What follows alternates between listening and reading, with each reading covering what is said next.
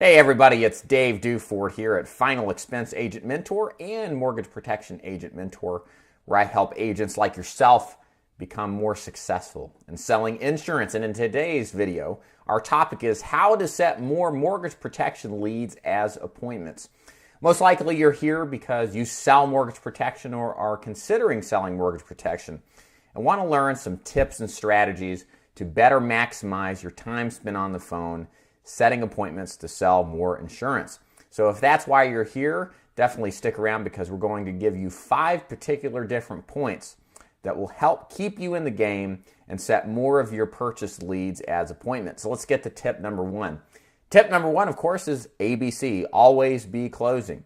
This can't be emphasized enough as to how important it is to ask for the appointment. So I teach a method of appointment setting that sells the appointment and doesn't sell the product. I'm a big believer that when you use the phone, your focus should be on setting an appointment and selling the reason to meet in that appointment. A lot of people will have questions about the product, how it works, what the rates are, and things like that. You need to be prepared to sell why you should meet with them to show them this information and always close for the appointment. What many new agents do when they start setting appointments on the phone, they do a good job of explaining who they are, why they're calling, but they don't ask the money question. The money question is, how would Tuesday at 2 work, or would 10 be better? You always have to close every beginning scripting with a closing statement. That goes as well when you rebuttal objection. Maybe somebody says, I just purchased life insurance. Fantastic. Congratulations for doing so. And I definitely need to meet you because what I have to show you is totally different than what you probably have right now. All I need is 5 minutes. How would Tuesday at 2 work for you? You see that last question there, how would Tuesday at 2 work for you, is a closing question. You always have to reply with a closing question because you're giving a command to the prospect or the lead to decide on a time to meet with you. It's a presumed or assumed close. So make sure you're always closing, ending every statement that you start with a closing question for the appointment. Number 2, you got to have presence on the phone. Again, this is something that a lot of newer agents, because they're nervous, because they're trying to remember the script, they're trying to be mentally on top of every aspect of what am I going to say if they say this as far as a rebuttal goes. There's a lot of this mental preparation where you go through it and you don't recognize that a lot of the process of setting an appointment is having this sort of phone presence on when you're speaking to your leads. Here's what I mean. I just got done training a new agent the other day, and he did a very good job with setting the appointments. He read the scripts. Fundamentally, everything was there. The next step to improving his game is to make sure he recognizes that he has got to elevate his energy. He has got to elevate his tonality in order to become a larger-than-life persona on the other end of the line. People don't have body language. They don't have eye contact, physical contact. They don't have all these normal things that if you were to meet these people face-to-face in a prospecting call, that you don't get over the phone. So you've got to leverage every aspect of the phone call, of every aspect of what you have available to maximize your chances. And enthusiasm is infectious. People can sense somebody who's thrilled and happy and excited to meet him over the phone, and that will have a subjective and intangible effect on them. It sounds corny if you've never done this, but I'm telling you, it's true. So when you get on the phone, there's a couple things you can do to improve your presence. First of all, stand up when you're calling. You are more energetic when you're in a standing position, like you're getting ready for battle, okay? The energy flows through you so much better if you're just, as opposed if you're slipping or sitting down, slumped over, making phone calls. This is a defensive, weak posture. But standing up, bracing yourself, like you're in a fight, you're going to have a lot more energy and that will flow a lot better. The other thing to do is open your eyes wide, smile big. And I can tell you, if all you have is hearing this person's voice, you can hear a thrilled, happy, energetic person. You can tell there's somebody worth meeting. And just that little bit of change will make a script tremendously more powerful. And it's really important you focus on this stuff once you get your script down, to really record yourself. That's another thing we'll talk about. To make yourself sure that your presence is there. You want to record yourself, make sure you sound like you're full of energy, and I'm telling you, it will make a huge impact with the other person on the line who may be kind of on the fence about meeting some kind of stranger. Think about it. They're going to be more inclined to meet somebody who sounds like a cool person that's a stranger than somebody who sounds kind of drab and dull, right? Point number 3 is always anticipate objections. So I had a really good agent once tell me, he worked on Wall Street prior. He said that when I make appointments and when I'm phoning for appointments, I always anticipate somebody telling me no or objecting to the initial offer for an appointment. And so especially for you new guys, when you're setting appointments, always presume that your prospect is going to tell you no. Many of the best sales come from original objections to meet. Most commonly, the objections you're going to hear are, I already have life insurance. I just took out life insurance. Send me the information instead. How much does it cost? What exactly is this stuff? There's other ones too, but those are the most immediate ones that come to mind. You got to be prepared to say something in response to that. Now, I teach a process to where you can remember the script because it's a script that works for no matter what the objection is. It's a rebuttal that it's the exactly same words except a few different changes depending on what the context of their objection was.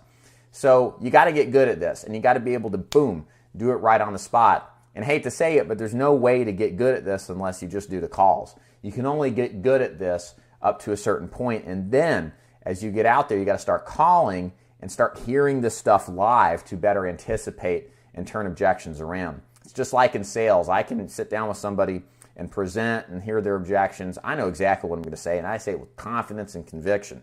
The same kind of skills and development, that came from just presenting hundreds, if not thousands of times now. And the same goes for you. When you make more phone calls, this process becomes more natural because you're doing it. You have more experience, therefore it is natural.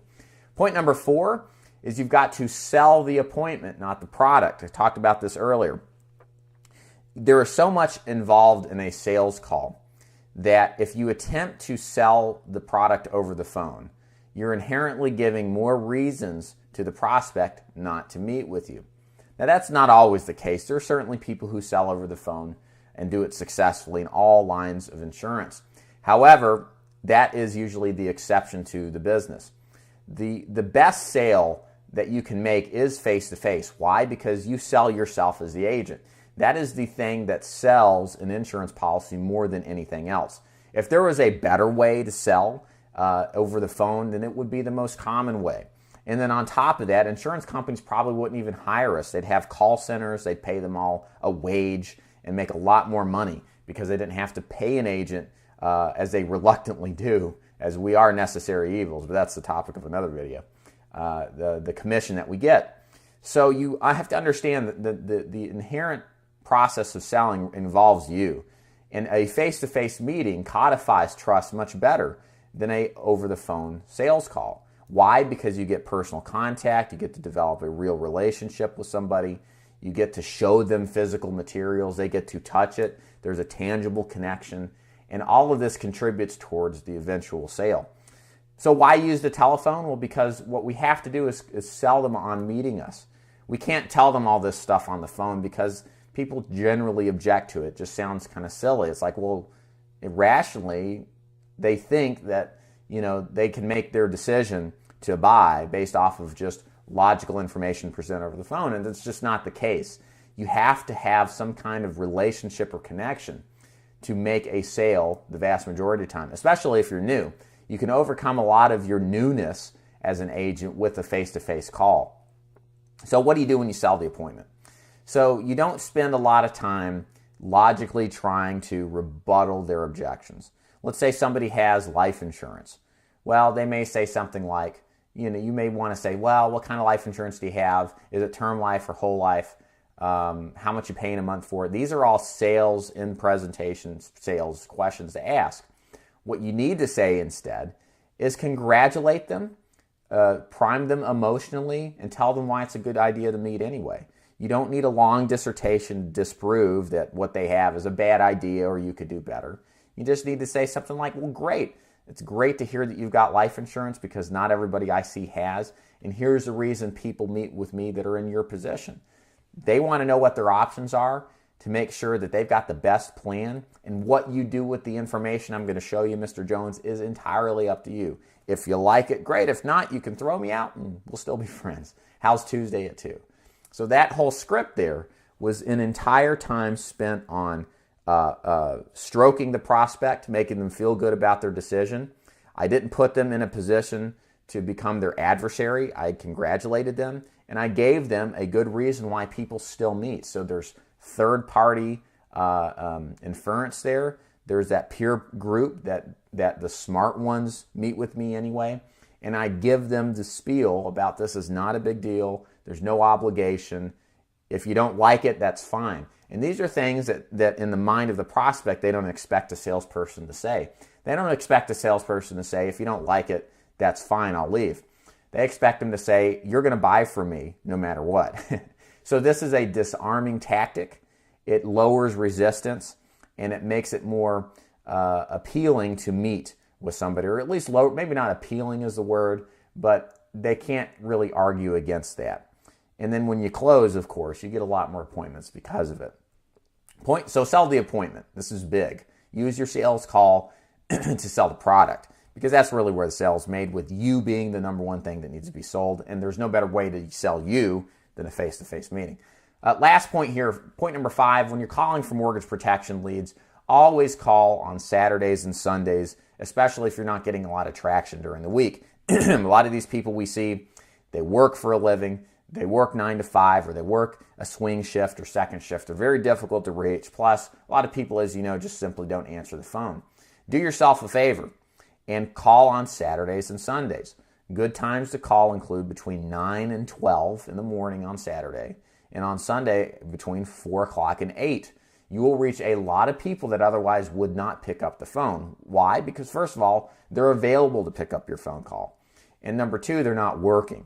So you're going to get a lot more pass-through and follow-through if you call on Saturdays and Sundays than alone calling on a weekday during the week. So that is my 5 tips. Again, to summarize here, we've got always be closing your objections, rebuttals, and in your opening statements. Always ask for time to meet. Have presence. Do the tactics physically. Smile, eyes wide, stand up to give more enthusiasm through the phone. Point number 3, always anticipate objections. Always be ready to deliver a nice, solid rebuttal. Know your script well. And of course, learn by doing. Number 4, sell the appointment. Don't sell the product. You're going to get more appointments and sell, incidentally, more insurance if you see more people. So just sell the appointment first. And then number 5, consider calling Saturdays and Sundays to maximize your abilities to getting your results. My name is David Duford. I am the owner of Final Expense Agent Mentor, as you see on the screen, as well as Mortgage Protection Agent Mentor. I recruit agents for mortgage protection and final expense. If you're interested in the mortgage protection side of the business, you can go to mortgageprotectionagentmentor.com. Send me a message on the contact screen, and I'll be happy to explain to you more about how the mortgage protection program works. Likewise, if you like final expense, you can go to feagentmentor.com. Send me a message via the contact box on the contact link. I'd be happy to tell you more about how the program works. If you like this video, please subscribe. I do videos like this on a very regular basis. Please give me a thumbs up, and if you got any comments or questions, please feel free to leave them below. My name is David Duford. You guys take care.